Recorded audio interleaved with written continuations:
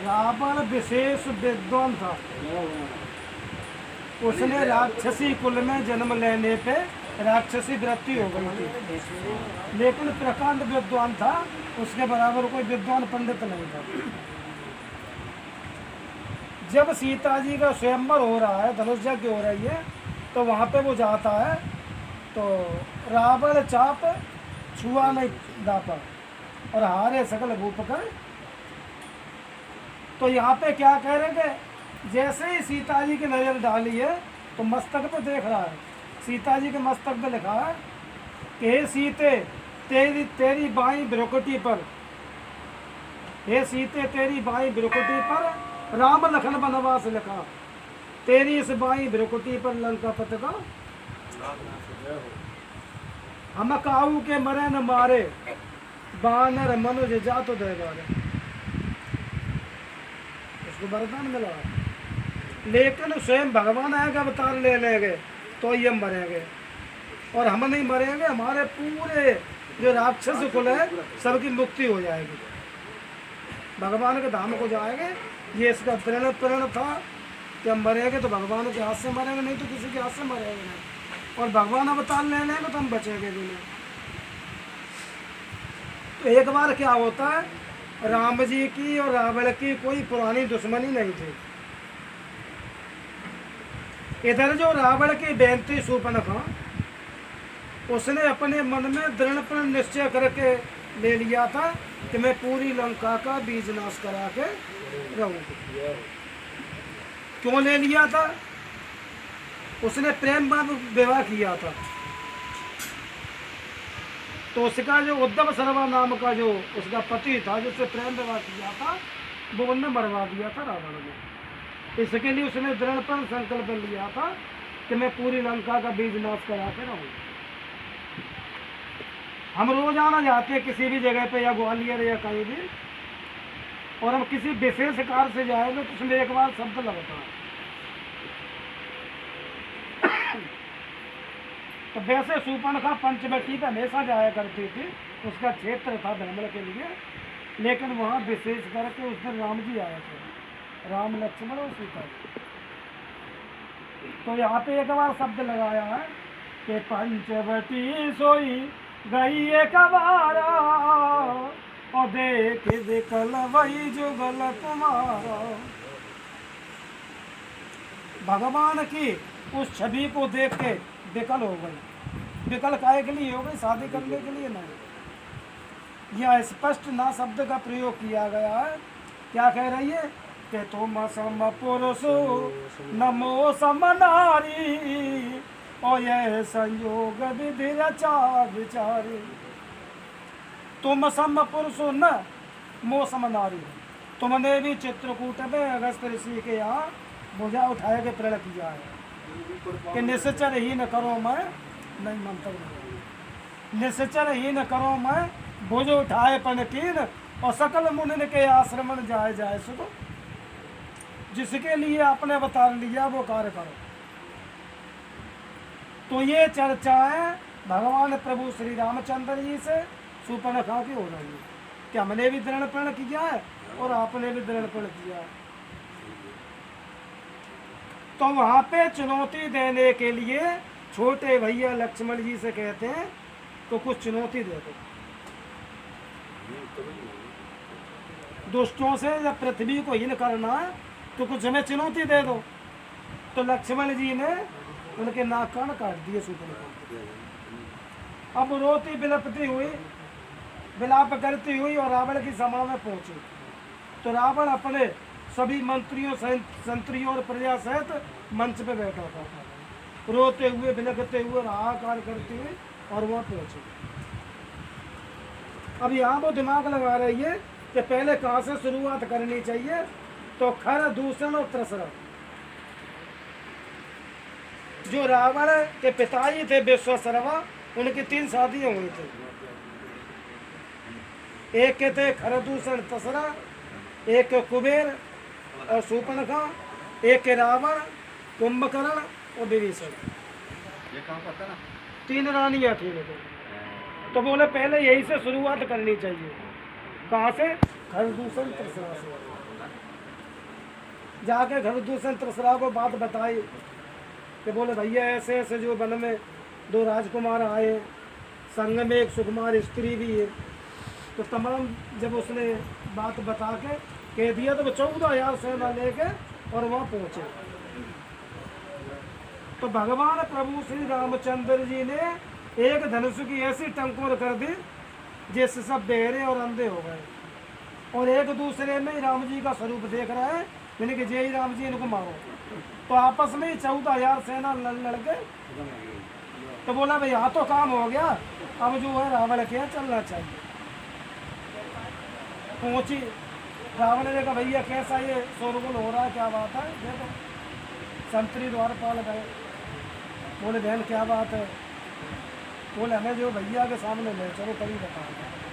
भैया के पास पहुँचे तो बोले कहने लगा कि बहन ये दुर्दशा किसने करी है? तो कहने लगी शूर्पणखा कि भाई 2 लड़के राम लखन वो दंडक वन में आए, हमारा संग में सुकुमारी सीता नारी को लाए। बाके और वीर लड़ाकू है, गोया समसीर नहीं की हो। पानी पे रख रही है। वो पंचवटी पर रहते जैसे जागीर नहीं की हो। अपनी गलती नहीं बता रही है, क्या कह रही है कि स्त्रियों का ऐसा स्वभाव होता है, हम लोग बैठ के ग्वालियर के दिल्ली तक चले जाए तो एक दूसरे से बात नहीं करेंगे, और मैया लोगों का ऐसा भाव होता है वो यहाँ से बामोर तक भी जाएंगे और एक सीट पे 2 स्त्री बैठी है तो आपस में वो अपनी पूरी बता देंगे, हम कहाँ के कौन है कितने बच्चे हैं, पूरी बात बता देंगे, स्त्री भाव। तो वो अपनी गलती नहीं बता रही, क्या कह रही है कि मैं उधर अचानक निकल पड़ी, उस नारी से मिलना चाहा, इतने में छोटे भाई ने मुझसे कुछ छल करना चाहा। जब मैंने नाम लिया तेरा, बोले हम रावण की बहन है, तो सुनते ही उसने दी गाली, ये नाक और कान कतर डाले, ये दशा हमारी कर डाले। अच्छा बोले उनकी ये हिम्मत है, तमाम जो उल्टी सीधी बातें बिता के, और रावण को जो है जब सभा शाम का समय होगा तो जो है सभा में से उठ के रावण अपने घर में चला गया, महलों में चला गया। तो उस दिन उसको नींद नहीं आई। जब रावण वहाँ से चलता है तो उसने एक बात और कही कि तुम्हें पूरा विश्व जानता है, पूरा विश्व जानता है कि शूर्पणखा की भैया है, रावण है भैया, और अब एक नाम तुम्हारा और ज्यादा बढ़ गया, बोले नकटी बहन का भैया। अब तुम्हें और ज्यादा दुनिया जाने के विदेश लोग भी जानने लगे। ये पूरी बातें अच्छी तरह से समझा के रावण अपने महलों में चला जाता है, रात को निंद्रा नहीं आती है, और सुबह उठ को क्या करता है कि मुझे मामा मारीच के पास चलना चाहिए। और मामा मारीच कौन था? जो विश्वामित्र की यज्ञ में सुबाहु नाम का राक्षस था, ताड़का का वध कर दिया था, सुबाहु को फिर घर के बाहर पर रख के और 100 योजन समुद्र पार कर, उसी का नाम यहाँ मारीच है और रावण का मामा। तो उसने सोचा मामा मारीच अपनी माया से अनेक रूपों को जो धर लेता है, अब मामा मारीच के पास चलना चाहिए। पहुंचता है मामा मारीच के पास, प्रणाम करता है। जब भांजा मामा को प्रणाम करे तो तुरंत समझ जाना चाहिए कुछ दाल में। तो मारीच अपने तपस्या में बैठा हुआ था समुद्र के किनारे, तो रावण जाके मामा को प्रणाम करता है। जब अपनी पूजा से निवृत्त हुआ तो कहने लगा, जब भांजे सुनाओ क्या बात है। तो पूरी जितनी कथा थी शूर्पणखा की, वो पूरा वृतांत कह के मारीच को सुना दिया। जैसे ही राम का नाम लिया तो मारीच कहने लगा, इस राम नाम के सुनते ही जूड़ी सी चढ़ती आती है, और बरसों की चोट पुरानी है वो आज उखड़ती आती है। और कहने लगा रावण से कि उन सूर्य वंश के सिंहों को माया मृग क्यों बहकाएगा, जाएगा प्राण पखेरु तो पिंजरे से ही उड़ जाएगा।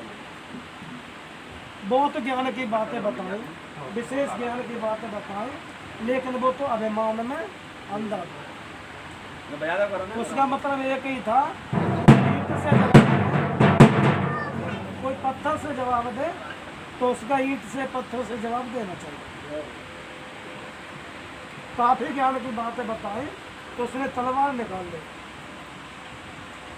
और कहने लगा मामा मारीच यदि नहीं साथ देगा मेरा तो सारा ज्ञान भुला दूंगा और सीता के हरने से पहले तुझको यमलोक, तू चलकर माया मृग बन जा, मैं बाबा जी बन जाऊंगा, तू राम लखन को बहकाने में सीता को, तमाम प्रकार की जो बातें समझ आई।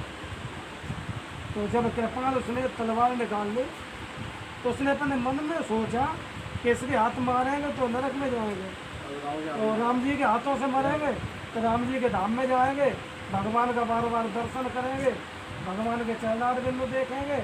ऐसी तमाम लालच इच्छाएं थे तो भगवान के हाथ से मरना ठीक है, ऐसा प्रण कर लिया। सोने का मृग बन के, माया भी मृग बन के इधर जो कुटिया का चक्कर काटने लगा। इधर क्या होता है, जैसे ही राम और लक्ष्मण तो थोड़ी छोटा मतलब बोलते भूख लगी तो वो लक्ष्मण जी से कहने लगे भैया उस जंगल से जाके कंदमूल फल ले आओ, सुबह के लिए बाल भोग हो जाएगा, जिसको हम गृहस्थ में नाश्ता बोलते हैं। वो संत लोग, विद्वान लोग, पंडित लोग उसको बाल भोग बोलते हैं, सुबह के आओ। तो बोले भैया तुम कुछ जो है फलाहार लेके आओ, कुछ जो बाल भोग लेके आओ जंगल से, कंदमूल फल, तब तक हमें जो बैठेगा। तो लक्ष्मण गए बनाए जब और लेन मूल फल कंद, जनक सुतासन बोले जैसे करुणा कंद। लक्ष्मण जी चले गए कंदमूल फल लेने। इधर जो है भगवान ने एक लीला करी। क्या लीला करी? मैया जानकी जी से कहा, सीता जी से कि मैं अब लीला करने जा रहा हूँ, निशाचरों को वध करूंगा। और वहाँ पे जो चौपाई बोलती बाबा तुलसीदास जी कहते हैं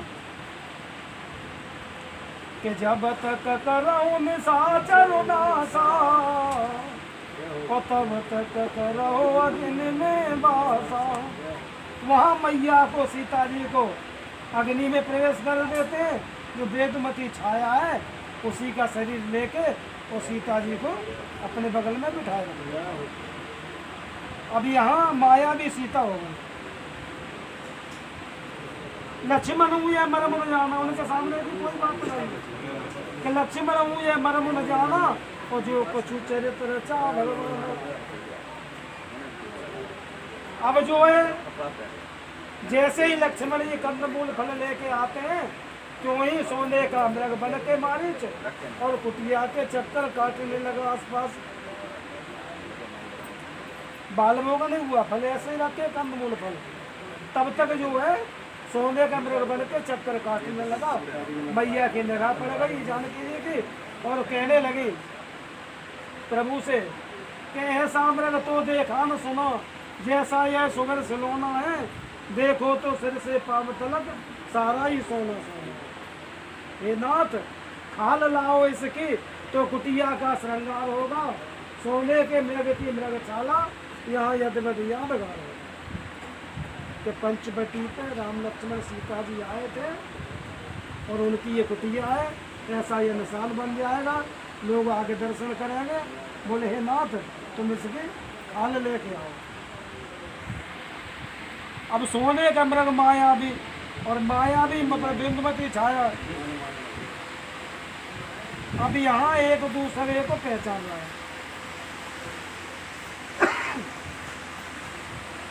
तब यहाँ पे जो है राम जी कह रहे हैं कि भैया लक्ष्मण, यहाँ पे राक्षसी तामसी व्यक्ति के जो लोग हैं वो अपनी ही तपस्या से, अपनी ही माया से, माया भी रूप धारण करके या विचरण कर रहा है। अब ये तो जिद पकड़ रही है कि इसके खाल लेके आओ, लेकिन अब इसके पीछे दौड़ेंगे तो आप ऐसा करना, आप यहीं रहना। आपसे कोई भी आगे कहे कि भगवान पे कष्ट पड़ रहा है राम जी पे, तो तुम वहाँ चले जाओ, लेकिन छोड़ के मत आना, मेरी आज्ञा का पालन करना। उन्होंने कहा भैया ठीक है, ठीक है, यहाँ कर दो। राम जी दौड़ते दौड़ते धनुष बाण लेके, सारंग धनुष लेके उसके पीछे दौड़ रहे हैं, तो कहीं लुक जाता है, कहीं झाड़ियों में छिप जाता है, फिर छिपे के भगवान के दर्शन कर रहा है देख देख कर। जिन पाइन की पादुका भरत रहे मन लाए, और ते पद आज बिले क्यों इनने मैंने। भगवान का बार बार दर्शन कर रहा है, लेकिन उसकी आत्मा को ठंडा ही नहीं मिल रहा। बहुत दूरी तक लुकते छिपते भगवान को काफी जंगल में दूरी तक ले गया, तो भगवान ने उसके जब बाण मारा है, तो उसने मन में कहा है राम राम।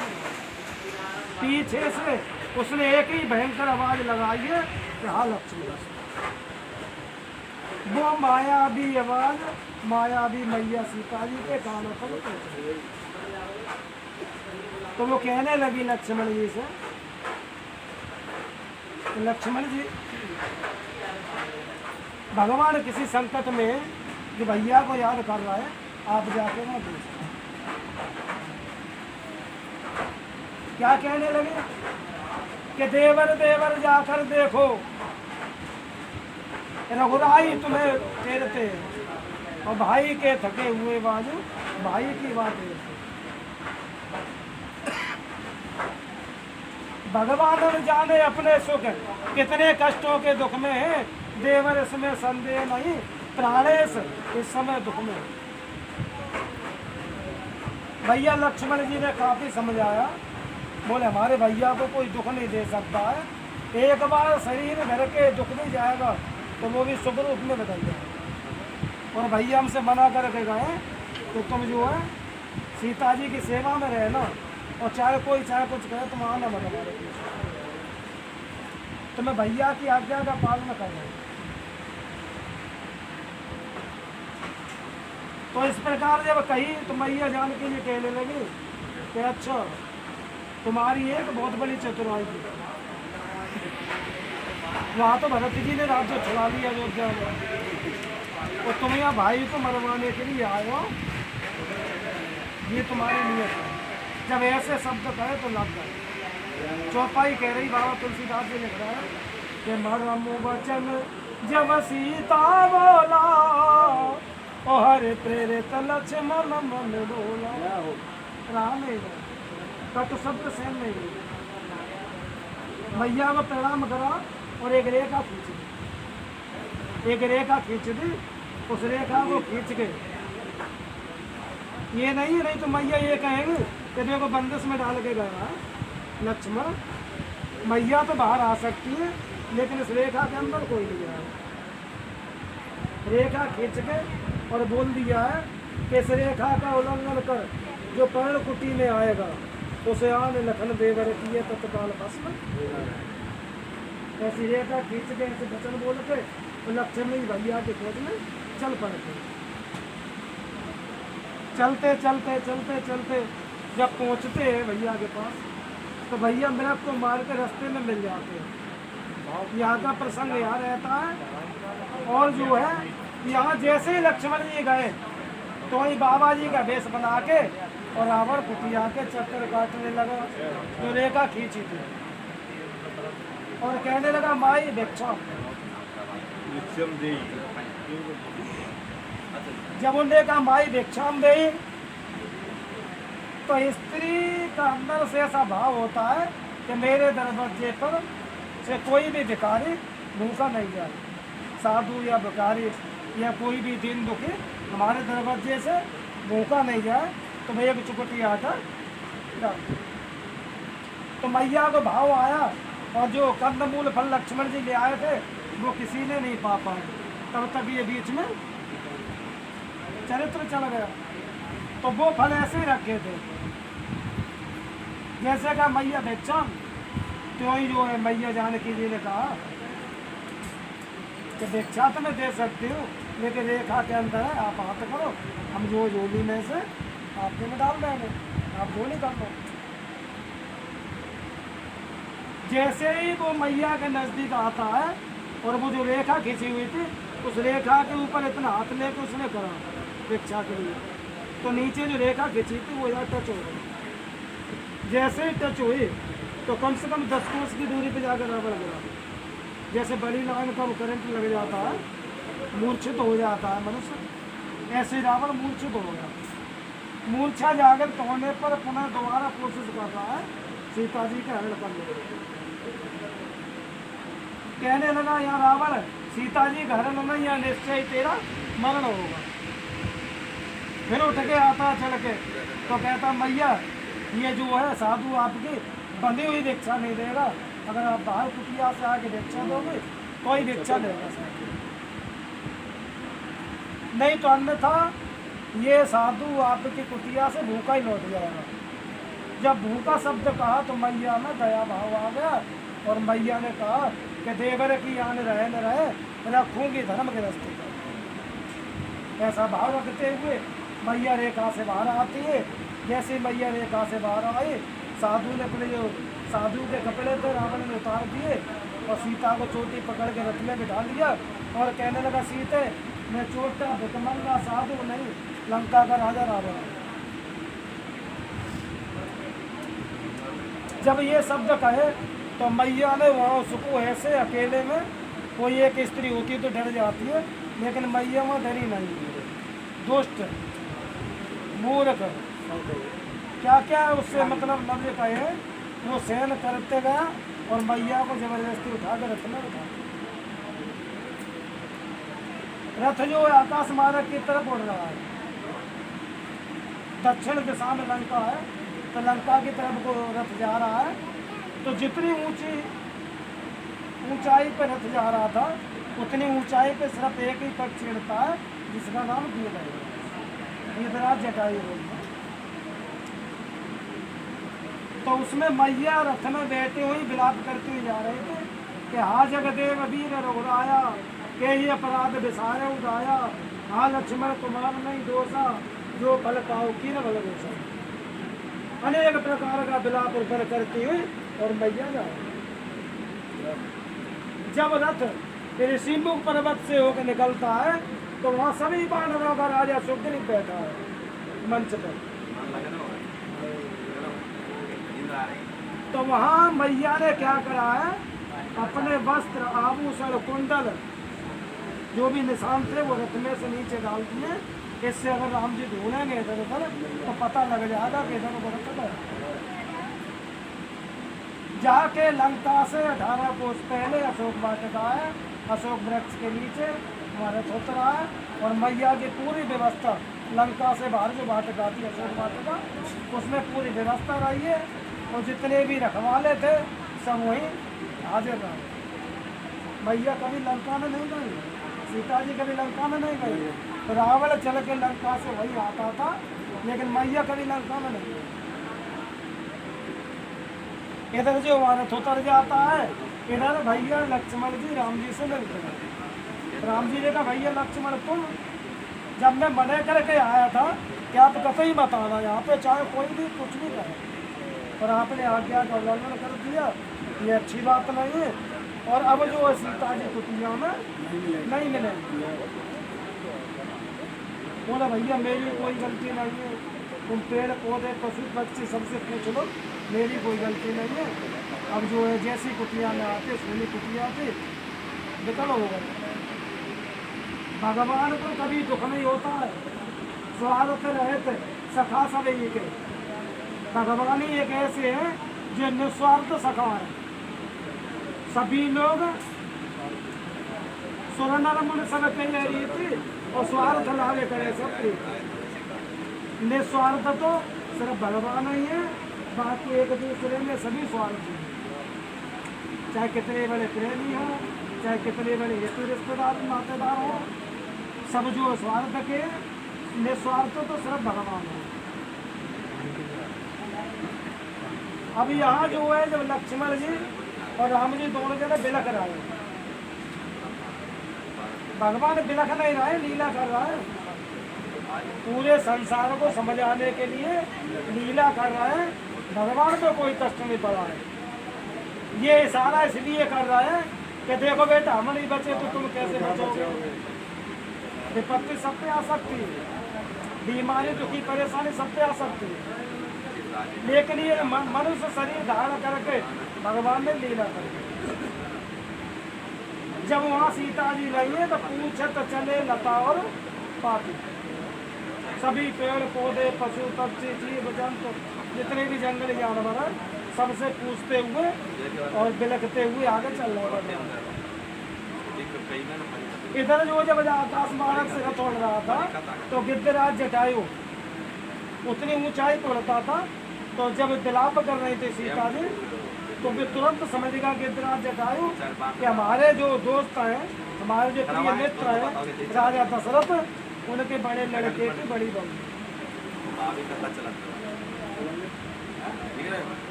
नहीं, अगर समय है ना तो विराम में फिर सुना देगा, अगले में सुना देगा। ठीक है, और ठीक है, कोई बात नहीं, विराम देगा। देखो भगवान की कथा है, अरे अनंत कथा अनंत कहा में सुने बहुविध सब संता। तो भगवान की अनंत कथा है, अनंत फल बनिए हुए। अगर पूरे जीवन भर उनके नाम की चर्चा करेंगे तो कभी पूरी नहीं होगी। रामायण शतकोटि अपारा, 100 करोड़ से ज्यादा भी रामायण है। तो अगला सत्संग प्रवचन जो भी टूटी फूटी भगवान की चर्चा जो मेरे को आती है वो अगली जो 1 तारीख आएगी बुधवार पड़ेगा, उसमें सत्संग रहेगा, माइक भी लगेगा और बढ़िया से समझ आएगा। जितनी हमने विवेक बुद्धि चलता है बड़े बढ़िया से समझ आएगा और कोशिश करेंगे।